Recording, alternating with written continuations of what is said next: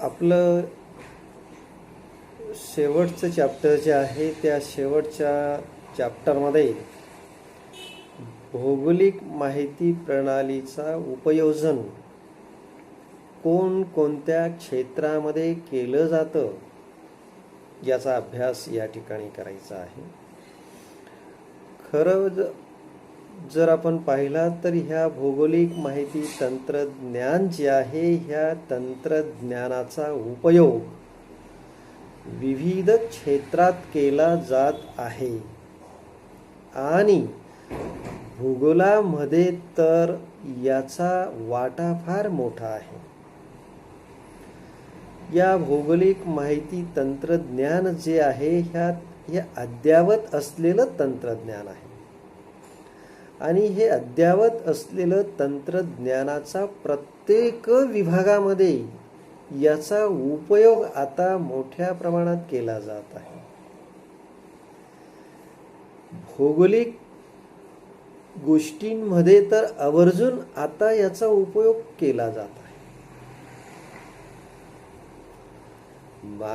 मानवाच्या दृष्टिकोनातून बुद्धिवादी हा जो काही मानव आहे या मानवाच्या दृष्टिकोनातून हे अद्ययावत असलेलं तंत्रज्ञान आहे. त्या तंत्रज्ञानाचा फार मोठा उपयोग होत चाललेला आहे. याची संकल्पना आपण जर थोडक्यात पाहिली तर आपल्याला नमूद करता येईल. भूपृष्ठावरील प्रत्येक घटक जो आहे मानवी प्रत्येक घटक व नैसर्गिक समस्यांचं उकलन भूपृष्ठावरील मानवी प्रत्येक घटकांचं व नैसर्गिक समस्यांचं उकलन त्याचं निराकरण अलीकडे विकसित होत चाललेलं आहे.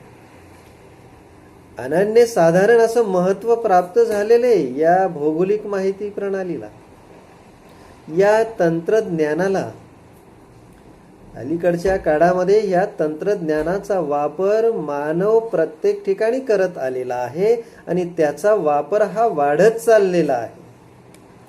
म्हणून सर्वसाधारणपणे आपण जर विचार केला तर याचं अनन्यसाधारण असं महत्त्व आहे.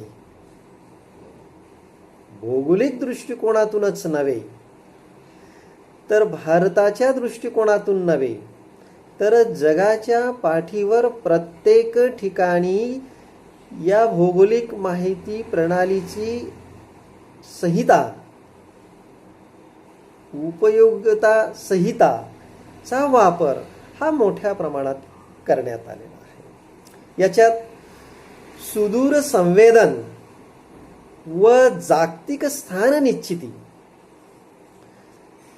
या बाबतीत याचा जो अभ्यास आहे याची जोड या अभ्यासामध्ये महत्वाची बसली.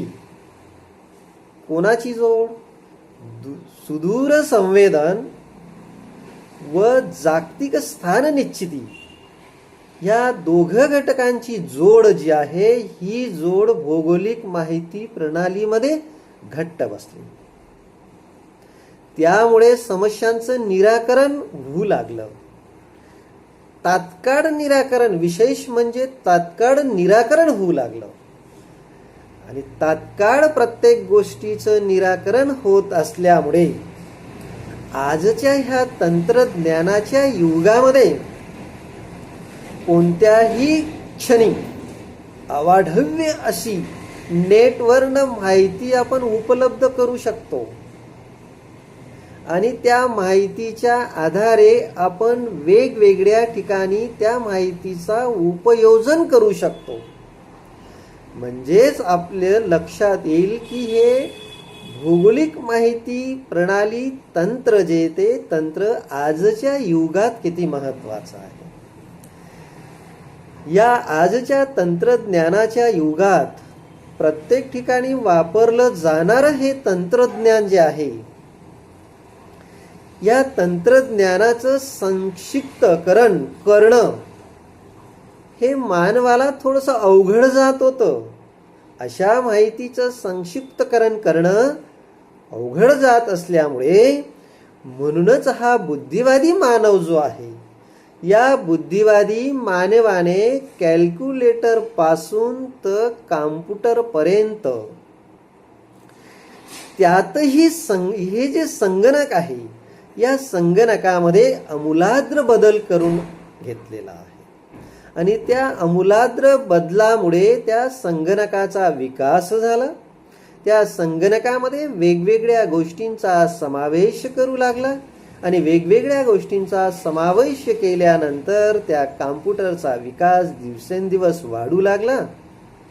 प्रत्येक ठिकाणी आता कॉम्प्युटर हे अद्यावली जे आहे त्याचा वापर केला जात आहे. या दृष्टिकोनातून जर आपण पाहिलात, या मानवी दृष्टिकोनातून जर आपण पाहिलात, तर मानवी हेतू साध्य करण्यासाठी ह्या संगणकाचा वापर जो आहे तो प्रत्येक क्षेत्रात भौगोलिक माहिती प्रणालीचे उपयोजन काळानुरूप बदलत चाललेलं आहे किंवा काळानुरूप वाढत चाललेलं आहे.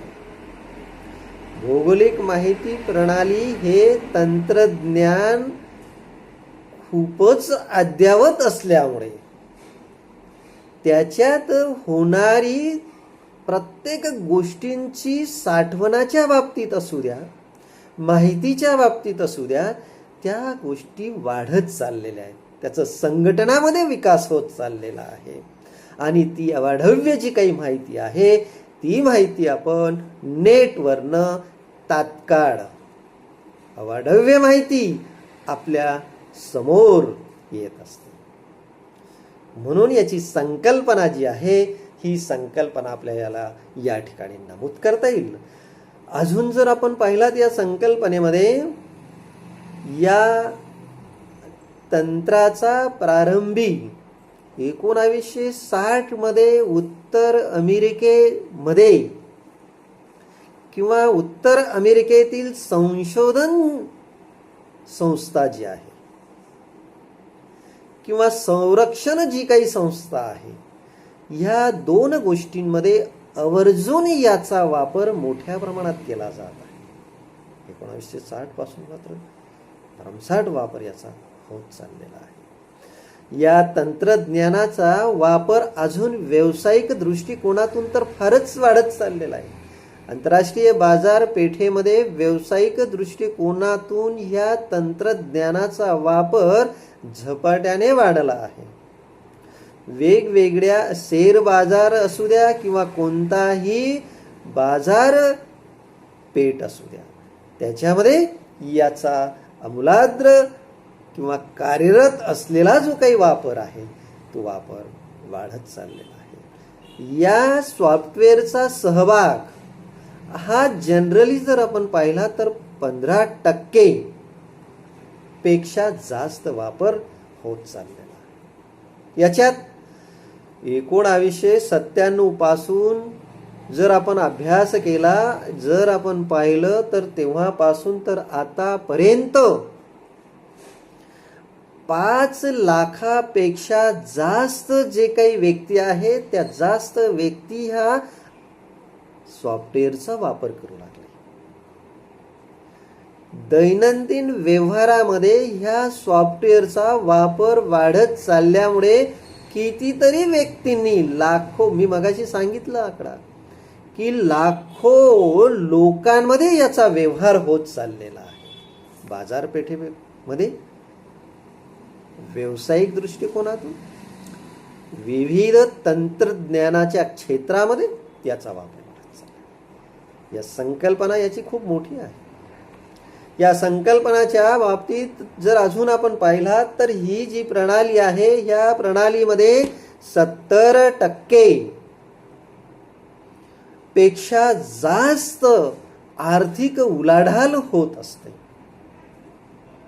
जगाच्या पाठीवर आपण जर अभ्यास केला, जर आपण पाहिलं तर 70% आर्थिक उलाढाल होत असते या सॉफ्टवेअरद्वारे.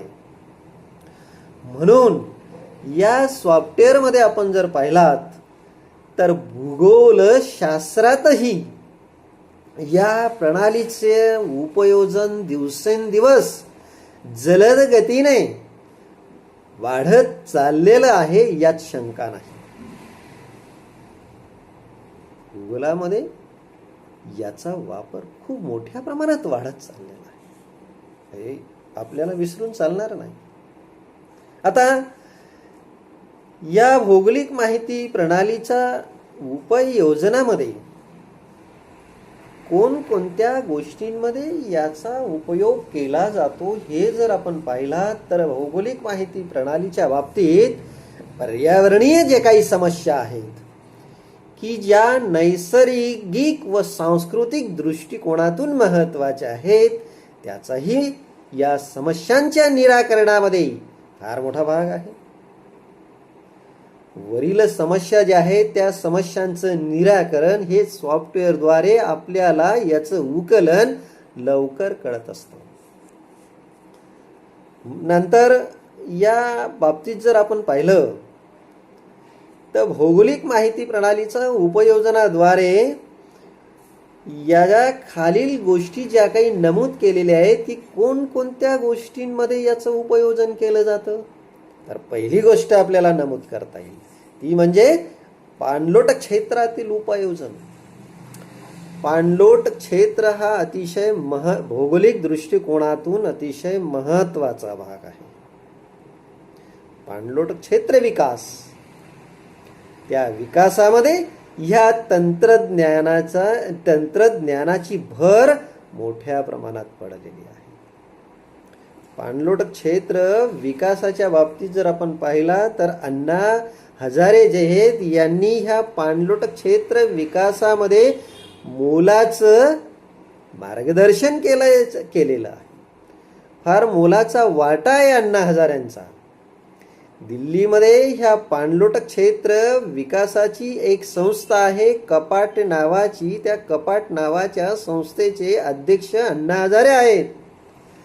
यांनी या संस्थेचा विकास पाणलोट क्षेत्र साठी केलेला आहे. अण्णा हजारे हे महाराष्ट्रातील फार मोठे समाज सुधारक आहेत, पर्यावरण प्रेमी आहेत आणि त्यांनी ह्या पाणलोट क्षेत्र विकासाचा नगर जिल्ह्यामध्ये फार मोठा वाटा उचललेला असून त्यांनी याचा चांगल्या पद्धतीने अभ्यास केलेला आहे. अण्णा हजारे हे फार मोठे समाजसेवक आहेत. त्यानंतर त्यांनी ह्या पाणलोट क्षेत्राच्या विकासाच्या बाबतीत वेगवेगळ्या ज्या काही डोंगरी भाग आहे त्या डोंगरी भागाचा विकास पाणलोट क्षेत्राद्वारे अण्णांनी केलेला आहे. त्यानंतर याच्यामध्ये पाणलोट क्षेत्राच्या उपाययोजनामध्ये या तंत्रज्ञानाचा वापर कशा पद्धतीने केला जातो हे जर आपण पाहिलं तर शाश्वत विकासाकरिता जमीन व जलसंधारण या दोन गोष्टी मानवाच्या दृष्टिकोनातून महत्वाच्या आहेत.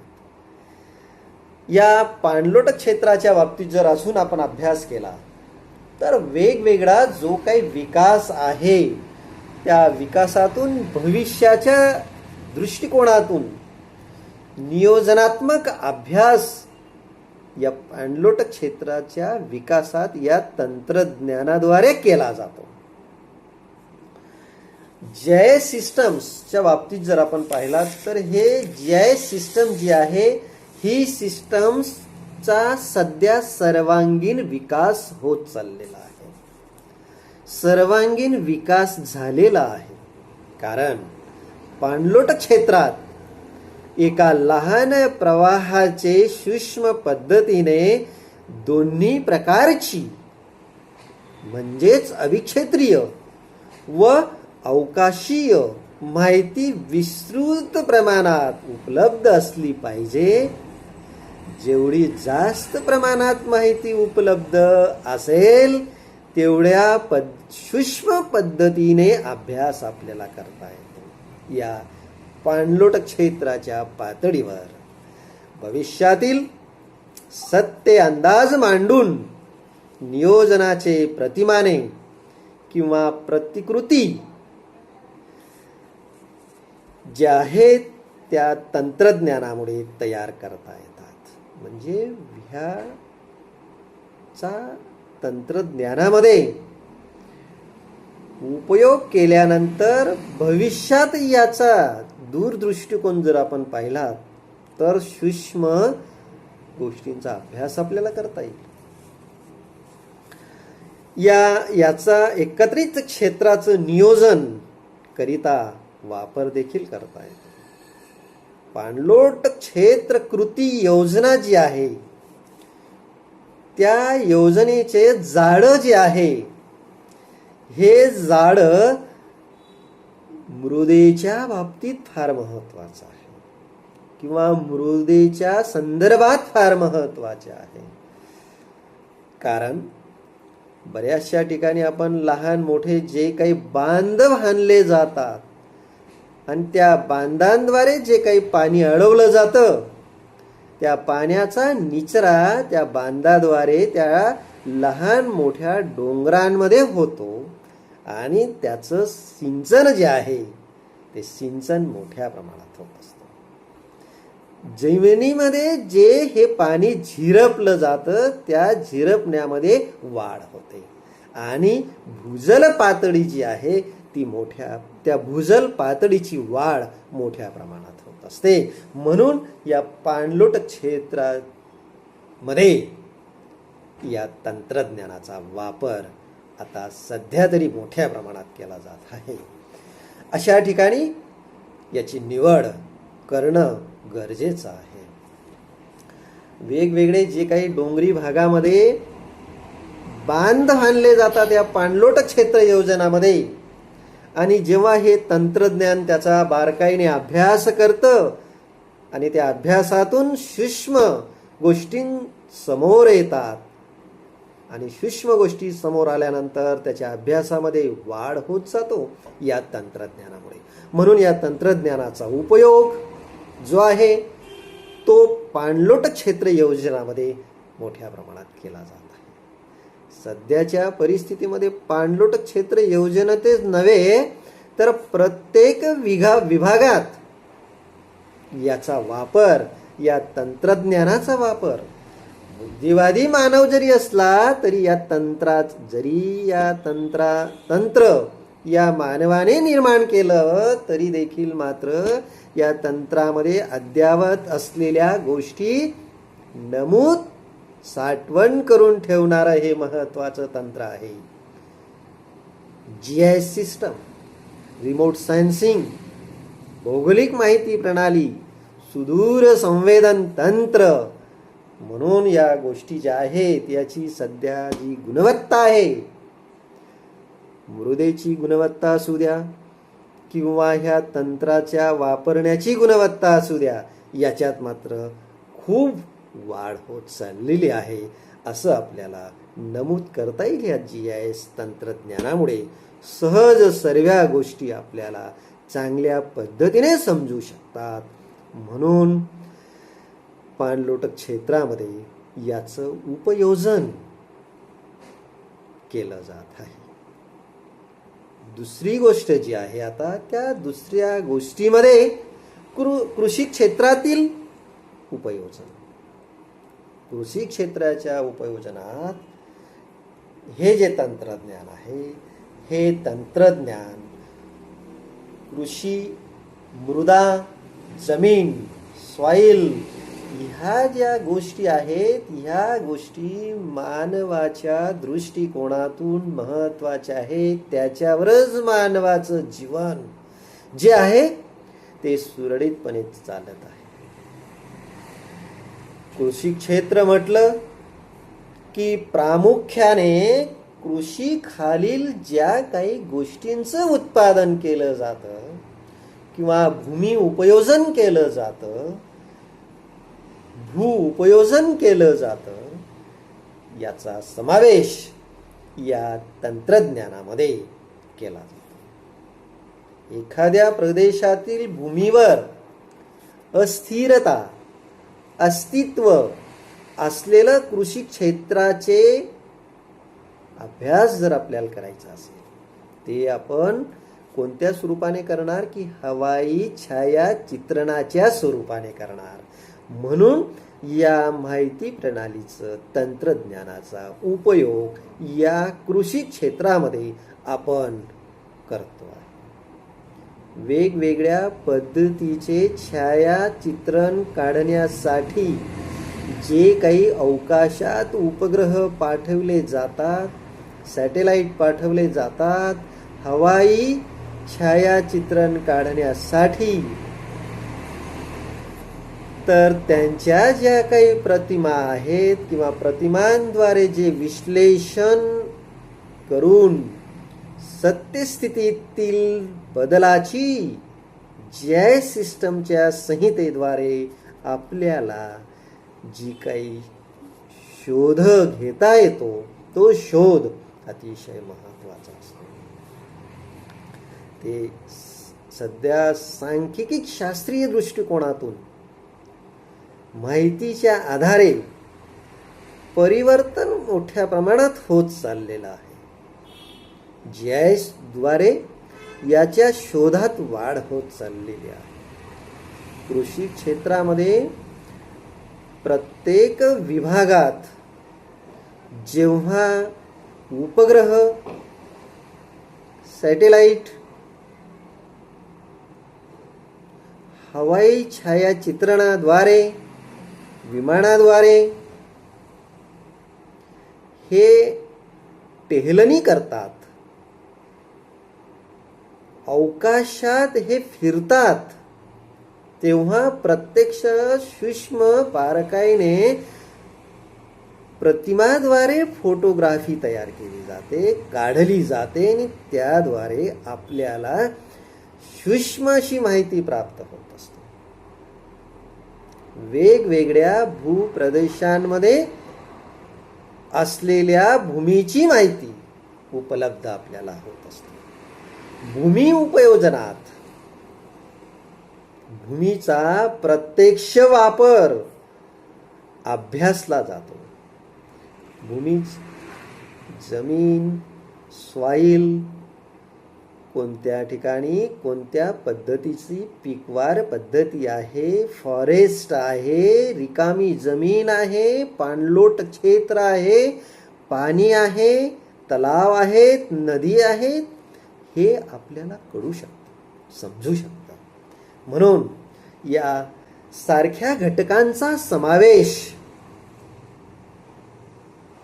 होत असतो. म्हणून या तंत्रज्ञानाचा वापर कृषी विभागात अद्यावत असलेलं तंत्रज्ञान मोठ्या प्रमाणात वापरलं जात आहे. भविष्यातील मानचित्रे तयार करण्याचंही येतात. जलसिंचन विभाग असू द्या, त्याचं जलसिंचन विभागाचं व्यवस्थापन, पीक नियोजन, कृषी उत्पादनांना संरक्षण व कृषी व्यवस्थापनासाठी भौगोलिक माहिती प्रणालीचा उपयोगात हे सॉफ्टवेअर, हे तंत्रज्ञान उपयुक्त ठरत असते. भारतात FEDA म्हणजेच ॲग्रिकल्चर अँड प्रोसेस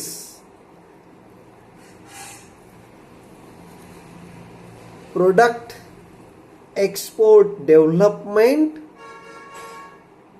अथॉरिटी या संस्थेद्वारे देशातील कृषी उत्पादक व उत्पादनांना जीआयएस तंत्राच्या आधारे संरक्षण देण्याचा प्रयत्न सुरू आहे.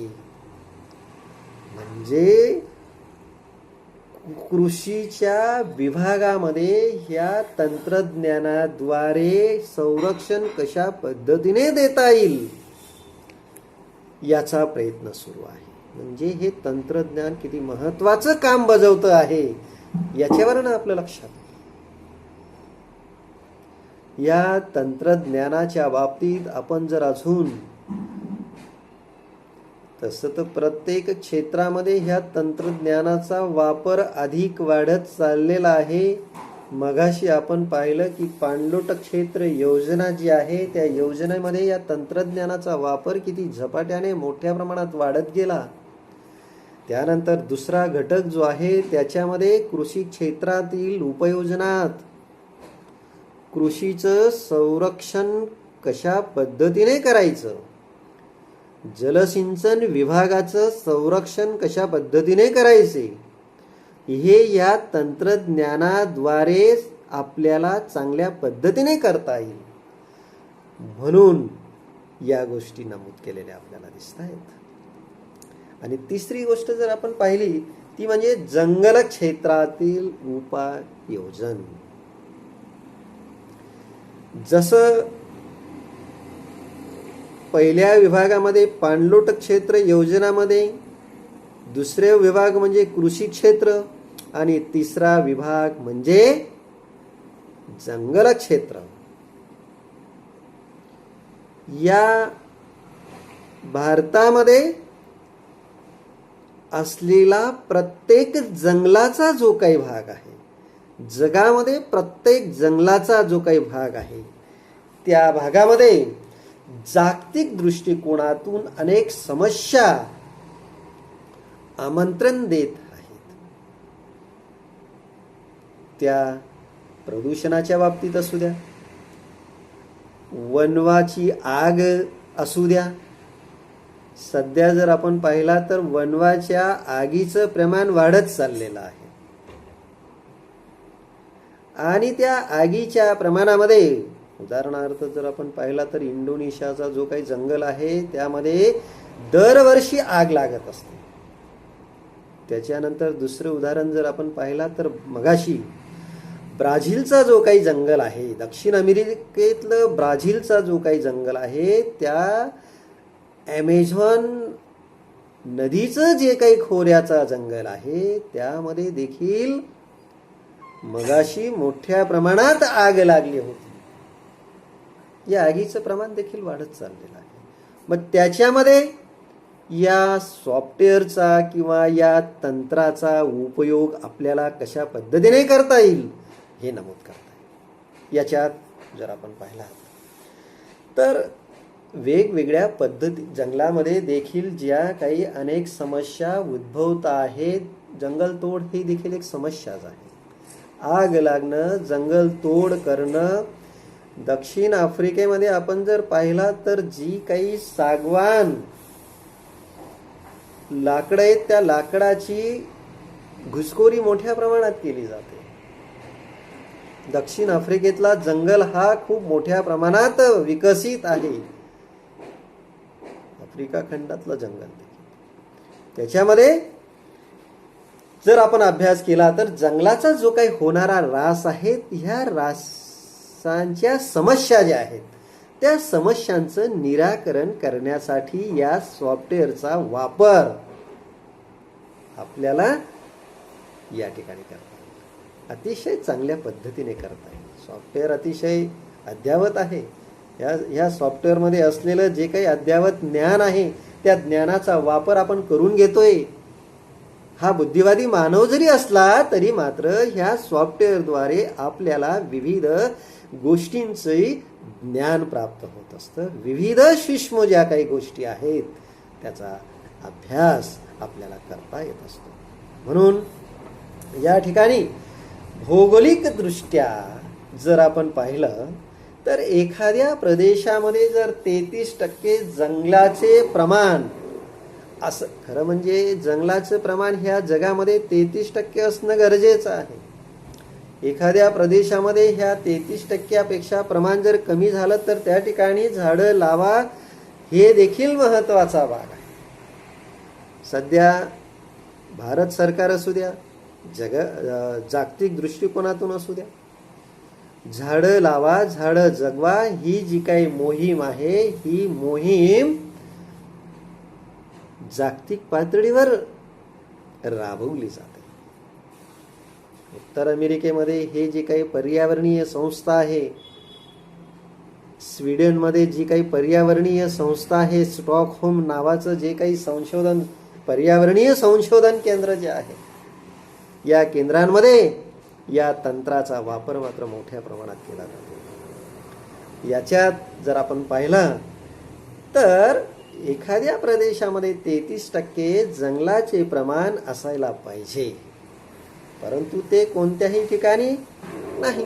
सध्याची परिस्थिती अशी आहे की एवढं 33% जंगलाचं प्रमाण कोणत्याही ठिकाणी नाही आता. कारण जंगल तोड, वनवा आग किंवा अशा अनेक गोष्टी आहेत की त्याच्यामुळे जंगलाचा ऱ्हास होत चाललेला आहे. म्हणून या जंगलाच्या राशा होत असल्यामुळे या तंत्राचा वापर खूप मोठ्या प्रमाणात करण्यात आलेला आपल्याला दिसतोय. राहिलेला जो काही भाग आहे, तो राहिलेला भाग आपण पुढच्या तासिकाला बघूया, पुढच्या पिरियडला बघूया. राहिलेला भाग नंतर बघू. ठीक आहे.